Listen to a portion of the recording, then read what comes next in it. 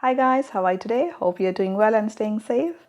Well, आज का हमारा जो वीडियो है वो है दो कंजंक्शंस के बारे में, जो कि है वेयर एज एंड ऑल्दो। ये बहुत ही इंपॉर्टेंट कंजंक्शंस है, स्पेशली फॉर आइल्स स्टूडेंट के लिए और वैसे भी नॉर्मल इंग्लिश स्टूडेंट के लिए जो कि इंग्लिश में इंटरेस्ट रखते हैं और जो जब भी उनको ऐसे वगैरह लिखने के लिए कहा जाता है तो ये दे आर एक्सट्रीमली इम्पॉर्टेंट। तो चलिए शुरू करते हैं आज का लेसन। फर्स्ट है हमारा वेयर एज। अगर मैं वैसे हिंदी में बोलूँ तो वेयरएज का मतलब हम कह सकते हैं कि जबकि। ठीक है, जबकि मैं घर पे खाना खा रही थी जबकि मेरी सिस्टर टीवी देख रही थी, तो अलग अलग चीज़ें हो रही थी। ठीक है, इस सेंस में it links to ideas that contrast with each other.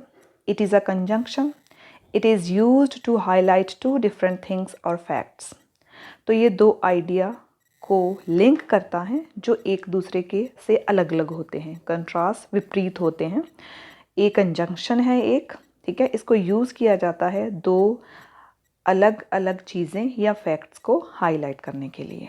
ठीक है, जैसे मैंने पहले आपको एग्जांपल बताई, जैसे मैं बोल सकती हूँ कि मेरी सिस्टर शॉपिंग करने गई हुई थी जबकि मैं घर पे टीवी देख रही थी। तो दो अलग अलग चीज़ें हो रही है, दो अलग अलग फैक्ट्स हैं, तो उसको हम हाईलाइट करते हैं। ठीक है, चलिए let's check the examples.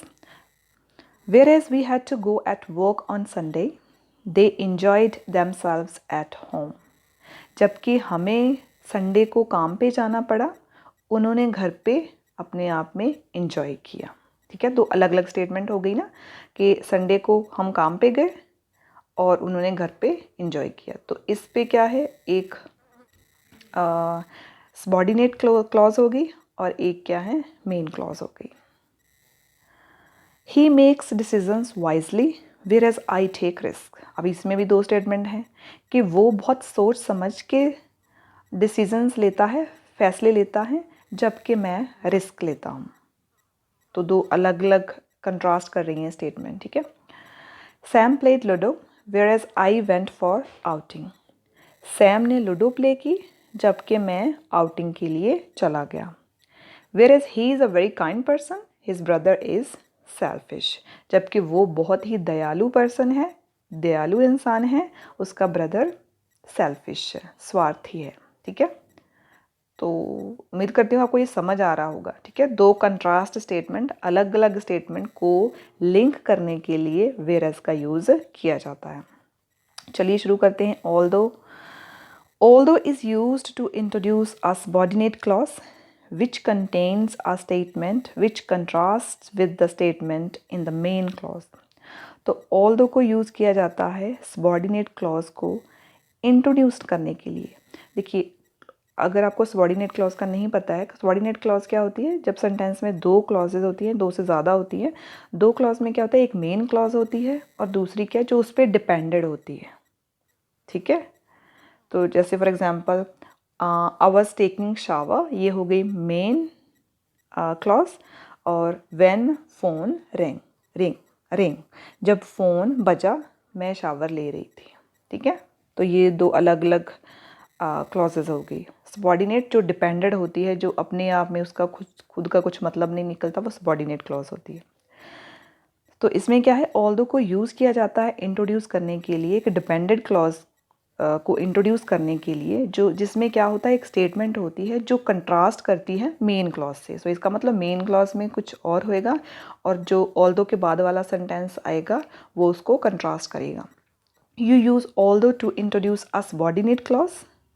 So subordinate clause को इंट्रोड्यूस करने के लिए which contains a statement which makes the main clause of the sentence seem surprising. तो इंट्रोड्यूस करते हैं सबॉर्डिनेट क्लॉज, जिसमें क्या होता है, एक स्टेटमेंट होती हैं जो मेन क्लॉज के सेंटेंस को सरप्राइजिंग या अनएक्सपेक्टेड शो करती है। ठीक है, एग्जाम्पल के साथ आपको ज़्यादा अच्छे से समझ आएगा। अगर हिंदी में बोलूँ तो ऑल दो मीन्स भी जबकि की सेंस में ही होता है। ठीक है, ये भी कंट्रास्ट के लिए ही यूज़ होता है, जब इसमें हमने एक को कुछ ज़्यादा प्राइमरी दिखाना होता है। जैसे हमें इसके चाहे कि इसके बहुत, चाहे के या चाहे के वर्ड हम यूज़ कर सकते हैं ऑल्दो के लिए, कि चाहे कि वो बहुत अमीर है, उसके कोई फ्रेंड्स नहीं हैं। ठीक है, चाहे कि वो सारा दिन पढ़ता रहता है,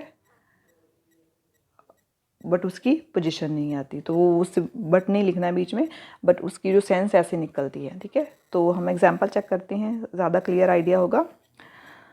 ऑल्दो ही इज़ रिच, चाहे कि वो अमीर है, he has no real friends, उसके कुछ रियल फ्रेंड्स अच्छे दोस्त नहीं हैं।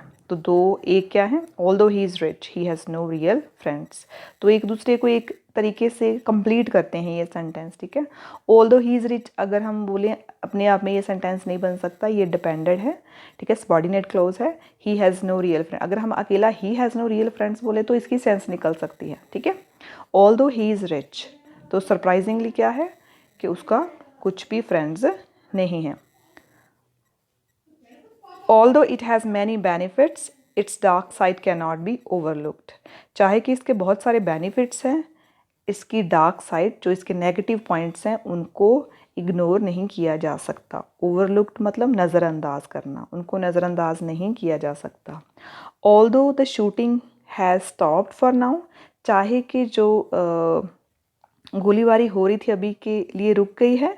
The destruction left behind is enormous, but जो तबाही हुई है, जो पीछे तबाही छोड़ के वो गई है, वो बहुत ही ज़्यादा है। ठीक है, तो एक क्या है, although the shooting has stopped for now, चाहे कि वो रुक गई है, पर जो तबाही हुई है वो बहुत बड़ी है, इनॉर्मस है। ठीक है, तो ये कंट्रास्ट अलग अलग टू फैक्ट्स हैं कि वो रुक गई है, बट जो उससे तबाही हुई है वो बहुत इनॉर्मस है, तो अलग अलग फैक्ट्स शो करता है। ठीक है, सो आई होप कि आपको आइडिया हो गया होगा कि ऑल्दो एंड वेयरएज को हम कैसे यूज़ कर सकते हैं। देखिए, ऐसी चीज़ें आप प्रैक्टिस से ही अपने आप को इम्प्रूव कर सकते हैं। और अगर आपको कोई भी कन्फ्यूजन होता है तो आप कमेंट में छोड़ सकते हो, जो भी आपका कन्फ्यूजन है, तो I will try to sort it out and I will come soon with a new video, and please subscribe the channel. Thank you very much, bye bye.